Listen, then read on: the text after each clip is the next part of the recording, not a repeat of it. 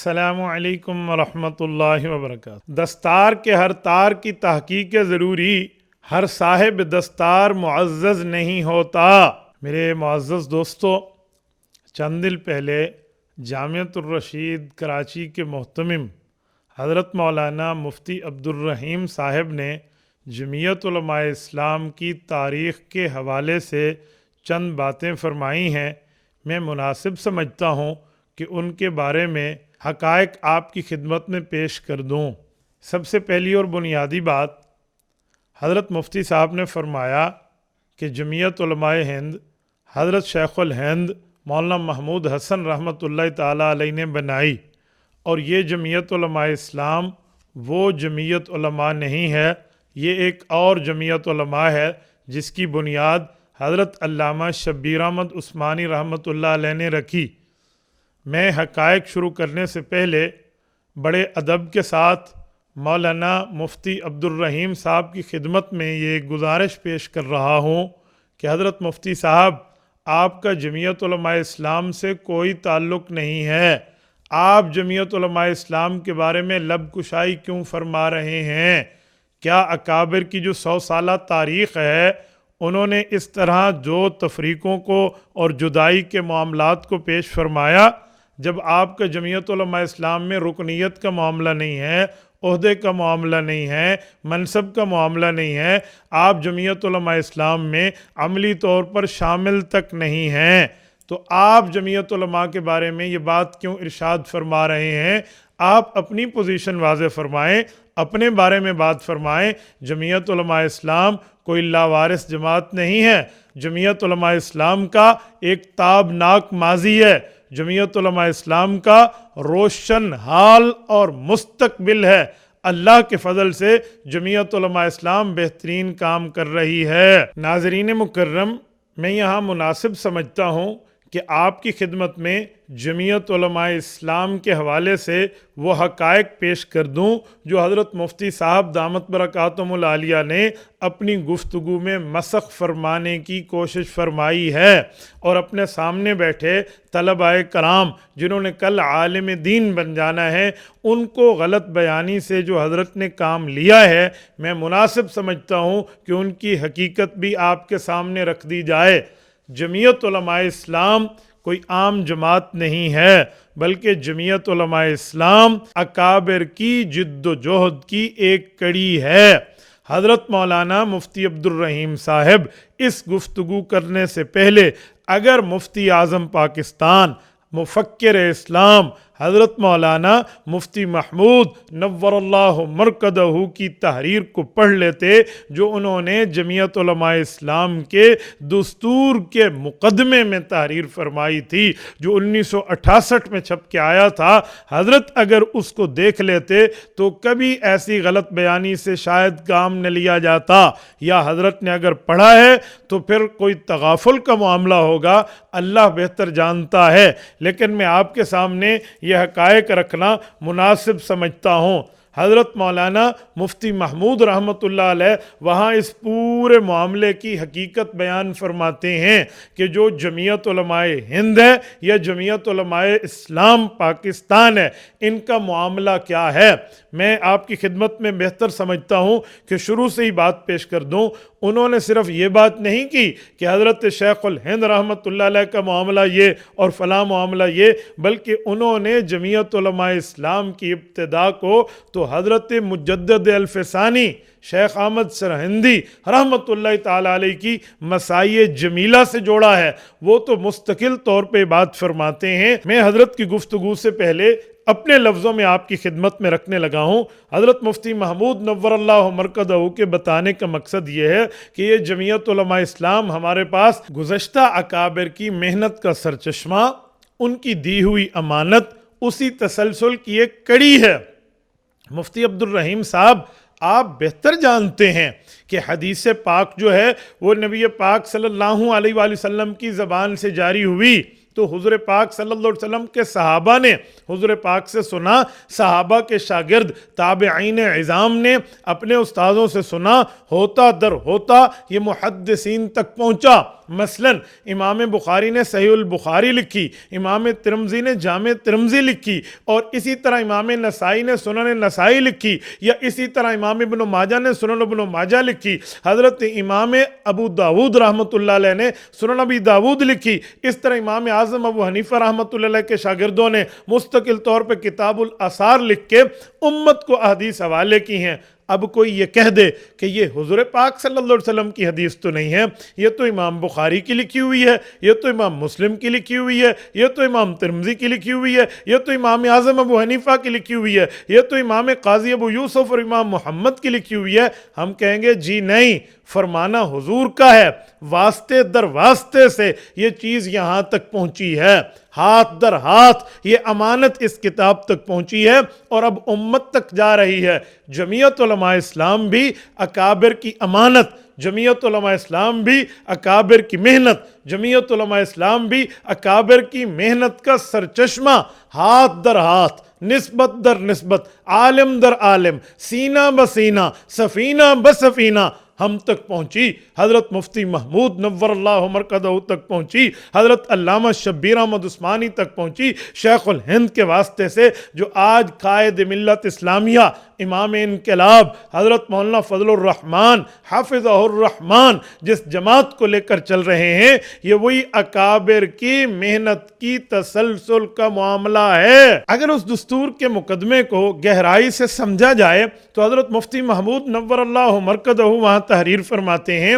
کہ حضرت مجدد الفسانی رحمت اللہ تعالی علیہ کی یہ محنت ہاتھ در ہاتھ، یہ تحریک، یہ تربیت، یہ ان کا پورا معاملہ اکابر کے واسطے سے ہوتا ہوا حضرت شاہ ولی اللہ محدث دہلوی رحمۃ اللہ علیہ، شاہ عبدالعزیز محدث دہلوی رحمۃ اللہ علیہ تک پہنچا، اور پھر وہیں سے آگے حضرت مولانا قاسم العلوم والخیرات، مولانا محمد قاسم نانوتوی، حضرت مولانا امداد اللہ مہاجر مکی، حضرت مولانا رشید احمد گنگوہی نور اللہ مراقدہم، ان تک پہنچا، اور ان سب سے حضرت شیخ الہند تک آیا۔ گویا شیخ الہند جس جمعیت علماء کی بنیاد رکھ رہے ہیں تو اپنی طرف سے نہیں رکھ رہے، یہ حضرت شاہ ولی اللہ محدث دہلوی کی امانت، یہ حضرت مجدد الفسانی کی امانت، حضرت مولانا قاسم نانوتوی کی کڑھن، مولانا رشید احمد گنگوہی کا جذبہ، حضرت مولانا حاجی امداد اللہ مہاجر مکی کی دعاؤں کا ثمرہ ہے۔ پھر یہ جمعیت علماء حضرت شیخ الہند رحمۃ اللہ علیہ کی انقلابی سوچ، عملی تحریک، اصلاحی تحریک جو حضرت شیخ الہند رحمۃ اللہ تعالی علیہ سے چلی، پھر ان کے شاگردوں تک منتقل ہوئی ہے۔ شیخ العرب والعجم حضرت مولانا سید حسین احمد مدنی رحمۃ اللہ علیہ، اسی طرح حضرت مولانا مفتی کفایت اللہ دہلوی، مفتی اعظم متحدہ ہندوستان، ان کے تک آئی۔ پھر ان کے شاگردوں میں حضرت مولانا عبد القادر تقی پوری، حضرت مولانا شبیر احمد عثمانی رحمۃ اللہ علیہ، حضرت مولانا اشرف علی تھانوی رحمۃ اللہ علیہ، حضرت مولانا محمد الیاس دہلوی رحمۃ اللہ علیہ، حضرت مولانا شاہ محمد امروٹی رحمۃ اللہ علیہ، حضرت مولانا حماد اللہ حلیجوی رحمۃ اللہ علیہ، ان جیسے اکابر نے اپنے استاد حضرت شیخ الہند کی تحریک کو اپنی ترتیب کے ساتھ، اپنے عمل کے ساتھ، اپنے واعظ کے ساتھ، اصلاحی ترتیب کے ساتھ بر صغیر میں وہ انقلابی کام کیے ہیں جس کی بدولت انگریز کو اس خطے کو چھوڑ کے جانا پڑا اور انگریزی استعمار، انگریزی سامراج کا جنازہ نکلا اور یہ خطہ انگریز کی تسلط سے پاکیزگی حاصل کر چکا۔ حضرت مفتی عبد الرحیم صاحب نے یہاں بھی بات ٹھیک نہیں فرمائی، بلکہ حقیقت یہ ہے کہ حضرت شیخ الہند رحمۃ اللہ علیہ کی اس امانت کو ان کے مایہ ناز شاگرد علامہ شبیر احمد عثمانی رحمۃ اللہ تعالی علیہ نے باقاعدہ امت تک منتقل کیا ہے۔ علامہ شبیر احمد عثمانی کوئی عام بندے نہیں ہیں، یہ تفسیر عثمانی دیکھ لیجئے تو حضرت شیخ الہند سے ان کی عقیدت، تلمذ، محبت، پیار کا تعلق نظر آتا ہے۔ لیکن یہاں پر ایک معاملہ یہ ہوا کہ جب حضرت شیخ الہند رحمۃ اللہ علیہ اس دنیا سے تشریف لے گئے اور تقسیم ہند کا وقت آیا تو ہمارے اکابر کی دو رائے ہو گئی۔ اکابر میں ایک رائے یہ تھی کہ ہم متحدہ ہندوستان میں رہ کے کام کریں گے، اکابر میں دوسری رائے یہ تھی کہ جی نہیں، تقسیم ہند کے ذریعے کام کیا جائے گا۔ تو اکابر کی یہ ترتیب چلتی رہی۔ حضرت علامہ شبیر احمد عثمانی رحمۃ اللہ علیہ نے اپنی تقسیم ہند کی رائے کی مضبوطی کے لیے جماعت قائم فرمائی۔ جمعیت علماء ہند سے اس کو الگ درجے کا امتیاز یوں دیا، ورنہ مشن ایک تھا، فرمایا اس کا نام ہوگا جمعیت علماء اسلام۔ اگر آپ تاریخ کو مسخ نہ کریں اور تاریخ کے اوراق دیکھیں تو اس میں واضح موجود ہے کہ تقسیم سے 2 سال پہلے 1945 سے لے کر 1949 13 دسمبر تک، جب تک حضرت علامہ شبیر احمد عثمانی زندہ رہے، وہ جمعیت علماء اسلام کے امیر رہے۔ یہاں یہ بات بھی ملحوظ خاطر رہے کہ حضرت مولانا شبیر احمد عثمانی رحمۃ اللہ علیہ نے جو جمعیت علماء اسلام کی بنیاد رکھی، یہ حضرت شیخ الہند رحمۃ اللہ تعالی علیہ کی تحریکی جماعتوں کا تسلسل تھا، اور وہی تسلسل چلتا چلتا آج حضرت مولانا فضل الرحمان کے پاس پہنچا۔ اسے کہتے ہیں اکابر کی امانت ہاتھ در ہاتھ حضرت مولانا فضل الرحمان کے پاس پہنچی ہے۔ جب حضرت علامہ شبیر احمد عثمانی رحمۃ اللہ علیہ اس دنیا سے تشریف لے گئے تو 6 سال تک جمعیت علماء اسلام کا کوئی باضابطہ امیر نہیں تھا۔ جب اکابر نے یہ معاملہ دیکھا کہ اب اس جماعت کا باقاعدہ کوئی امیر بھی نہیں ہے، تو تمام ملت پاکستان کے اکابر اکٹھے ہوئے اور اس جماعت کو باقاعدہ فعال کرنے کی تحریک چلائی، اور اس جماعت کی قیادت جن کو سونپی گئی، جن کو امیر بنایا گیا، حضرت امام الہدا شیخ التفسیر ولی کامل حضرت مولانا احمد علی لاہوری رحمت اللہ علیہ ہیں، وہ ان کے امیر بنے، اور ان کے ساتھ جو ان کے ناظم اعلیٰ بنے وہ حضرت مولانا احتشام الحق تھانوی رحمت اللہ علیہ تھے۔ حضرت مولانا مفتی محمود رحمت اللہ علیہ ان کے نائب امیر رہے۔ اور یہ بھی یاد رہے کہ حضرت مولانا احمد علی لاہوری رحمت اللہ تعالی علیہ جمعیت علماء ہند صوبہ پنجاب کے امیر تھے۔ جب یہ جمعیت علماء اسلام پاکستان کے امیر بنے تو اب سوال ہی ختم ہو گیا کہ جمعیت علماء ہند الگ ہے اور جمعیت علماء اسلام الگ ہے۔ کیوں؟ جمعیت علماء ہند پنجاب کا امیر جمعیت علماء اسلام پاکستان کی امارت قبول کر رہا ہے، تو پتہ چلا جمعیت علماء اسلام اسی جمعیت علماء ہند کا تسلسل ہے۔ حضرت مفتی محمود رحمت اللہ علیہ حضرت مولانا احمد علی لاہوری رحمت اللہ علیہ کے ساتھ جنرل سیکرٹری بھی رہے، اور پھر اس کے بعد جب حضرت لاہوری رحمت اللہ علیہ کا انتقال ہو گیا، حضرت مولانا عبداللہ درخواستی رحمت اللہ علیہ، مولانا عبید اللہ انور رحمت اللہ علیہ، مولانا عبد الکریم بیر شریف والے رحمت اللہ علیہ جس وقت جمعیت علماء اسلام کی امارت پر یکے بعد دیگرے منتخب ہوتے رہے، تو مفکر اسلام مفتی اعظم پاکستان حضرت مولانا مفتی محمود رحمت اللہ علیہ ان کی امارت کے ساتھ باقاعدہ ناظم عمومی کے عہدے پر، یعنی جمعیت علماء اسلام کے جنرل سیکرٹری مسلسل آتے رہے۔ حضرت مولانا احمد علی لاہوری رحمت اللہ علیہ کے انتقال کے بعد حافظ الحدیث حضرت مولانا عبداللہ درخواستی رحمت اللہ تعالی علیہ اس جماعت کے امیر بنے۔ حضرت مولانا عبید اللہ انور رحمت اللہ علیہ امیر بنے۔ اسی طرح مولانا سراج احمد دین پوری رحمت اللہ علیہ امیر بنے۔ جرت مند صاحب علم صاحب تصوف حضرت مولانا پیر عبد الکریم بیر شریف والے سندھ والے وہ ان کے امیر بنے۔ حضرت مولانا مفتی محمود نور اللہ مرکزہ کے انتقال کے بعد حضرت مولانا فضل الرحمان باقی یکے بعد دیگرے امرائے جمعیت کے ساتھ جنرل سیکرٹری بنتے رہے۔ پھر آخر میں جب حضرت مولانا عبد الکریم بیر شریف والے رحمت اللہ علیہ کی زندگی مبارک میں مجلس عمومی جمعیت علماء اسلام نے حضرت مولانا فضل الرحمان دامت برکاتہم کو امیر منتخب فرما لیا۔ میرے محترم ناظرین کرام، حضرت مفتی عبدالرحیم صاحب جو بات فرما رہے ہیں، اگر حقائق کو تہ تک اتر کے دیکھا جائے تو ایک بات مزید بھی ہمیں نظر آتی ہے۔ حضرت مفتی محمود نور اللہ مرقدہ کے اسی مقدمے سے پتہ چلتا ہے کہ جس وقت ملک پاکستان بن گیا، سلطنت خداداد جو اللہ تعالیٰ نے عطا فرمائی، اور ملک پاکستان جب پھلنے پھولنے لگا تو ہمارے اکابر علماء کرام نے جو ہندوستان میں جمعیت علماء ہند سے متعلق تھے، خصوصاً حضرت مولانا سید حسین احمد مدنی رحمۃ اللہ علیہ نے حضرت شیخ الہند سے وابستہ تمام شاگردوں کو، علماء دیوبند سے وابستہ ہر عالم دین کو اسی جمعیت علماء اسلام میں شامل ہونے کا حکم فرمایا۔ ان کے اس حکم پہ پاکستان کے تمام جید علماء کرام جو حضرت شیخ الہند سے متعلق تھے، دارالعلوم دیوبند سے متعلق تھے اور عالمگیر سوچ،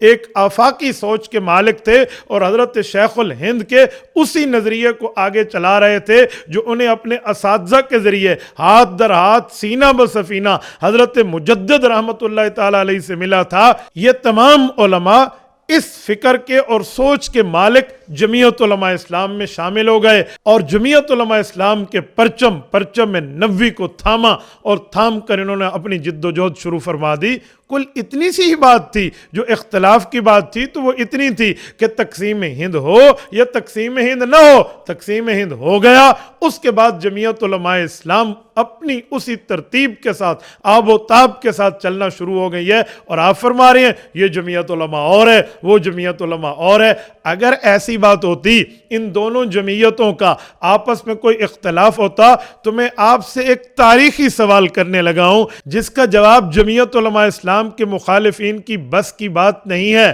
آپ مجھے بتائیں، آج کی تاریخ میں اس وقت نومبر 2025 چل رہا ہے، کیا ہو سکتا ہے آپ کے پاس اس کا ثبوت کہ پورے ہندوستان میں کوئی جمعیت علماء اسلام کی شاخ موجود ہے اور پورے پاکستان میں کوئی جمعیت علماء ہند کی شاخ موجود ہے؟ اس جماعت کی ادھر شاخ نہیں، اس جماعت کی ادھر شاخ نہیں۔ اگر ان دو جمعیتوں کا آپس میں کوئی اختلاف ہوتا، وہ جمعیت الگ مشن پہ ہوتی، یہ جمعیت الگ مشن پہ ہوتی، جیسے آپ تاثر دے رہے ہیں کہ یہ جمعیت اور وہ جمعیت اور، تو پھر ایک دوسرے کے ملک میں ان کی شاخیں تو ہوتی۔ ایسا کیوں کچھ نہیں ہے؟ جس وقت 100 سالہ خدمات دارالعلوم دیوبند کانفرنس ہوئی، جس میں انڈیا کے پرائم منسٹر تک کے لیول کے لوگ شریک ہوئے، عالم اسلام سے تمام مسلمانان عالم کے چیدہ افراد نے اس میں شرکت فرمائی، تو یہی جمعیت علماء اسلام پاکستان تھی جن کو جمعیت علماء ہند نے دعوت دے کر عزت کے ساتھ بلایا۔ حضرت مفتی محمود نور اللہ مرقدہ وہاں تشریف لے گئے، باقی جملہ علماء کرام وہاں تشریف لے گئے۔ وہاں پر حضرت مفتی محمود نور اللہ مرقدہ کا جب اعلان ہوا تو الفاظ یہ تھے، پاکستان میں مستقبل کا حکمران مولانا مفتی محمود آپ سے مخاطب ہونے لگے ہیں۔ تو اس جمعیت علماء ہند نے اس جمعیت علماء اسلام کو اپنے گلے سے لگایا۔ کیوں؟ ان دونوں کی سوچ، فکر، جد و جہد ایک تھی۔ حضرت مولانا جو تاثر آپ نے دیا ہے، یہ تاثر سراسر غلط ہے۔ اس سے بھی آگے آئیے، جب 150 سالہ خدمات دارالعلوم دیوبند کانفرنس ہوئی، آپ کو یاد ہو یا نہ ہو، لیکن ہمیں یاد ہے یہ ذرا اپریل 2001 میں جب 9، 10، 11 تاریخ کو تارو جبہ پشاور کے اندر کانفرنس ہوئی تو تمام جمعیت علماء ہند کی قیادت اس میں شریک ہوئی۔ حضرت مولانا سید اسعد مدنی رحمت اللہ تعالی علیہ، حضرت مدنی رحمہ اللہ کے سب سے بڑے فرزند ارجمند اس میں شریک ہوئے۔ حضرت مولانا مرغوب الرحمن رحمت اللہ علیہ اس میں شریک ہوئے، جو دارالعلوم دیوبند کے حالاً اس وقت محتمم تھے، اور وہ وہاں سے ایسے نہیں آئے، وہاں سے عزت کی پگڑی لے کر آئے، اور وہاں سے اعزازی دارالعلوم دیوبند کی سرٹیفکیٹ لے کر آئے، اور یہ آ کر اس غریب آنکھوں نے دیکھا تھا، اس فقیر آپ کے بھائی نے اپنی آنکھوں سے دیکھا تھا کہ اس وقت منظر کیا تھا۔ تارو جبہ کی اسٹیج ہے، جمعیت علماء اسلام میزبان ہے، 150 سالہ خدمات دارالعلوم دیوبند کانفرنس ہے، مولانا مرغوب الرحمن ایک طرف سے پگڑی باندھ رہے ہیں، دوسرا بل مولانا سید اسعد مدنی رحمہ اللہ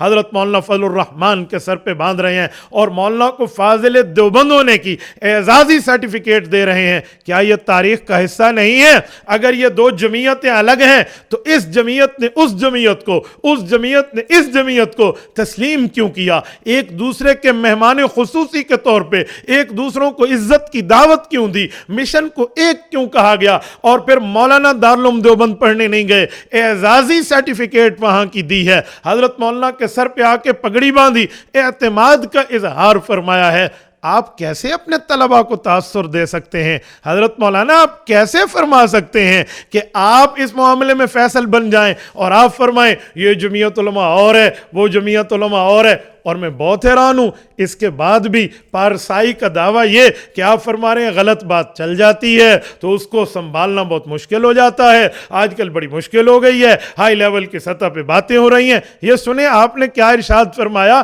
میرے خیال میں یہی آپ کی بات ہی آپ کا جواب ہے۔ سنی سنائی باتوں کو ان پہ یقین کر لینا، ان کو آگے پہنچانا، اس کو ایک نظریہ بنا لینا۔ ہم دیکھ رہے ہیں کس طریقے سے لوگوں کے خیالات میں اور رجحانات میں کتنے بڑے پیمانے پہ تبدیلیاں ہو رہی ہیں، اور پھر اس کو ٹھیک کرنے میں بہت وقت لگتا ہے، اور جب ایک پروپیگنڈا شروع ہو جاتا ہے تو پھر اس کا ایک ماحول بن جاتا ہے، اس کا ایک کلچر بن جاتا ہے۔ معزز دوستو، جب حضرت مولانا عبد الکریم بیر شریف والے رحمت اللہ تعالی علیہ اس دھرتی پہ زندہ سلامت موجود تھے تو حضرت کی زندگی میں ہی جمعیت علماء اسلام کا سب سے مضبوط فورم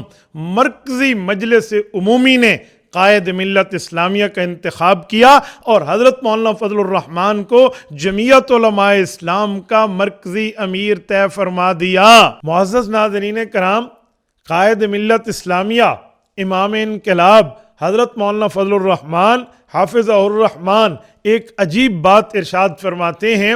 کہ یہ ان بزرگوں کے اخلاص کی دلیل تھی کہ تقسیم ہند کے بعد جو علماء کرام وہاں پر جمعیت علماء اسلام کے ساتھ کام کر رہے تھے وہ ادھر جمعیت علماء ہند سے وابستہ ہو گئے، اور جو یہاں جمعیت علماء ہند کے ساتھ کام کر رہے تھے وہ جمعیت علماء اسلام کے ساتھ وابستہ ہو گئے۔ یہ ان اکابر کے اخلاص کی، للہیت کی اور اپنے کاز مشن موقف جو حضرت شیخ الہند رحمۃ اللہ علیہ کا دیا ہوا تھا اس کے ساتھ مخلص ہونے کی دلیل ہے۔ حضرت مولانا عبد الرحیم صاحب، آپ نے ارشاد فرمایا کہ حضرت شیخ الہند رحمۃ اللہ علیہ نے جمعیت علماء ہند کی بنیاد آزادی ہند کی وجہ سے رکھی، حالانکہ حقائق میں اگر دیکھا جائے تو جمعیت علماء ہند کے اغراض و مقاصد میں ایسی کوئی بات موجود نہیں ہے۔ اگرچہ یہ مسئلہ اس وقت درپیش ضرور تھا،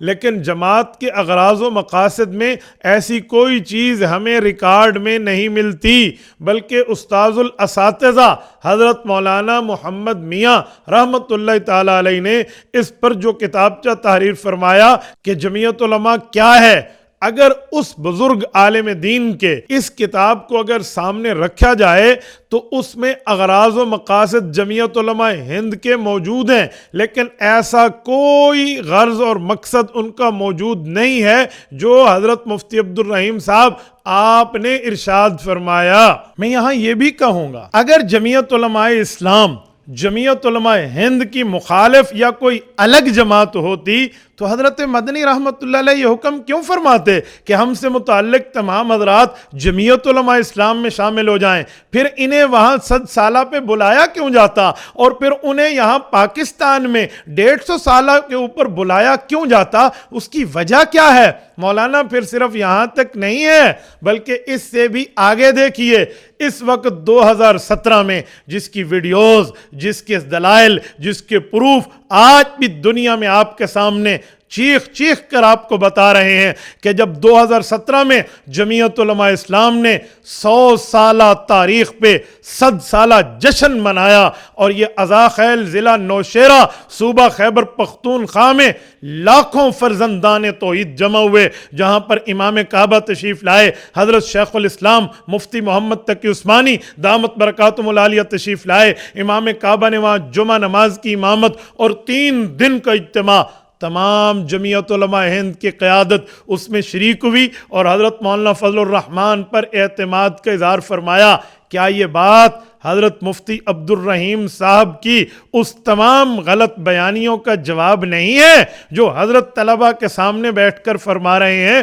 تبھی تو میں نے عرض کیا حضرت مولانا آپ بزرگ آدمی ہیں، آپ اپنی پوزیشن بتایا کریں، آپ کہاں ٹھہرے ہیں؟ آپ کا جمعیت علماء اسلام سے کیا لینا دینا؟ آپ کیا جمعیت علماء اسلام کی تاریخ سنائیں گے؟ الحمدللہ جمعیت علماء کے وارث موجود ہیں، جمعیت علماء اسلام لاوارث نہیں ہے۔ ناظرین مکرم، یہاں یہ بھی یاد رہے کہ جو ہمارا 100 سالہ جمعیت علماء کا اجتماع ہوا ہے، یہ صرف جمعیت علماء اسلام کا معاملہ نہیں۔ اگر یہ صرف جمعیت علماء اسلام کا معاملہ ہوتا تو اس کو تو 100 سال پورے نہیں ہوئے۔ یہ دراصل جمعیت علماء کا 100 سالہ تھا، یہ جمعیت علماء اسلام جمعیت علماء ہند کا تسلسل تھی، اس لیے جمعیت علماء کا 100 سالہ منایا گیا۔ اس پر دارالعلوم دیوبند کے حضرات تشریف لائے، جمعیت علماء ہند کے اکابرین تشریف لائے، حضرت مدنی رحمۃ اللہ تعالیٰ علیہ کے باقاعدہ اولاد میں ان کے نسبی، ان کے علمی، ان کے تحریکی ساتھ تشریف لائے اور انہوں نے یہاں خطابات کیے۔ مجھے بتائیں اگر جمعیت علماء اسلام جمعیت علماء ہند کا تسلسل نہیں تھی یا یہ الگ الگ معاملہ تھا تو یہ ذمہ دار جمعیت علماء ہند کے، یہ حضرت مدنی رحمۃ اللہ علیہ کے چشم و چراغ، حضرت مدنی رحمۃ اللہ علیہ کے خاندانی چشم و چراغ اور دارالعلوم دیوبند کے حضرات یہ تشریف یہاں کیوں لائے؟ کیوں؟ انہیں تو پتہ تھا کہ یہ ہماری ہی جماعت کا تسلسل ہے، یہاں ہند اور اسلام کا فرق نہیں تھا، اس لیے وہ حضرات تشریف لائے، اس کی سرپرستی فرمائی اور اس میں باقاعدہ شریک ہوئے۔ یہ بات ثابت کر رہی ہے کہ جمعیت علماء ہند اور جمعیت علماء اسلام کے معاملے کو الگ الگ پیش کرنا، دراصل جمعیت علماء ہند اور جمعیت علماء اسلام میں باقاعدہ تفریق ڈالنے کی سازش ہے۔ وہ تو اس کو اپنا تسلسل سمجھتے ہیں اور ہم یہاں بیٹھ کے اپنی باتیں پیش کر رہے۔ اس کی مثال ایسے ہے جیسے کوئی پنجاب کا بندہ بیٹھ کے یوگنڈا کی تاریخ لکھنا شروع کر دے۔ بھئی جب وہ لوگ موجود ہیں وہ اپنی تاریخ خود بتائیں گے۔ تو جمعیت علماء ہند، اکابر دارالعلوم دیوبند اس معاملے کو اپنا تسلسل جانتے ہیں کہ جمعیت علماء اسلام ہمارا تسلسل ہے، تبھی تو وہ آئے اور اس میں آ کر انہوں نے بیانات فرمائے۔ ناظرین مکرم، آخر میں یہ بات کہتے ہوئے آپ سے اجازت لیتا ہوں، جمعیت علماء ہند کا کوئی انٹرنیشنل سطح کا پروگرام ہو تو وہاں پر مہمان خصوصی چیف گیسٹ قائد ملت اسلامیہ حضرت مولانا فضل الرحمان ہوتے ہیں۔ اسی طرح جمعیت علماء اسلام کا کوئی انٹرنیشنل پروگرام ہو تو ان کے چیف گیسٹ جمعیت علماء ہند کے ذمہ دار ہوتے ہیں۔ کیوں یہ معاملہ ایسا کیوں ہے؟ اسی لیے کہ دونوں کا مشن ایک، دونوں کی جماعتیں ایک، دونوں کا پروگرام ایک، دونوں کی تحریک ایک، دونوں کی جد و جہد ایک، یہ ایک رہیں گے۔ وہ کہتے ہیں نا ہکے جیرا نہ مننے او کبئی شے ہے۔ میرے دوستو اس سے اندازہ لگا لیں کہ جمعیت علماء اسلام اور جمعیت علماء ہند کے پروگرام میں کتنی مماثلت ہے۔ میں اس کے ساتھ ایک اور بات بھی کروں، اگر جمعیت علماء ہند انٹرنیشنل سطح کا پروگرام کرے تو حضرت قائد ملت اسلامیہ مولانا فضل الرحمان ان کی اسٹیج پر چیف گیسٹ کے طور پہ موجود ہوتے ہیں، چاہے دلی کا یادگار گراؤنڈ رام لیلا گراؤنڈ ہو یا دارالعلوم دیوبند کی مسجد میں جمعہ کی خطابت ہو، جمعہ کی امامت ہو، تو حضرت مولانا فضل الرحمان وہاں فرما رہے ہوتے ہیں۔ یہ انٹرنیشنل پروگرام میں چیف گیسٹ کے طور پہ شریک ہوتے ہیں۔ کیوں؟ یہ جو سلسلہ چلا تھا قاسم العلوم والخیرات، بانی دارالعلوم دیوبند، حجت الاسلام والمسلمین، حضرت امام الکبیر مولانا محمد قاسم النانوتوی رحمۃ اللہ علیہ تک وہی سلسلہ، وہی پرچم، وہی تحریک، وہی مشن، وہی جد و جہد اور وہی کاز مولانا فضل الرحمان حفظہ الرحمان لے کر چل رہے ہیں۔ اللہ رب العزت ہمیں اپنے اکابر پر اعتماد عطا فرمائے اور اللہ رب العزت جمعیت علماء اسلام کو یوں مزید پھلتا اور پھولتا فرمائے۔ جزاکم اللہ تعالی۔ السلام علیکم ورحمۃ اللہ وبرکاتہ۔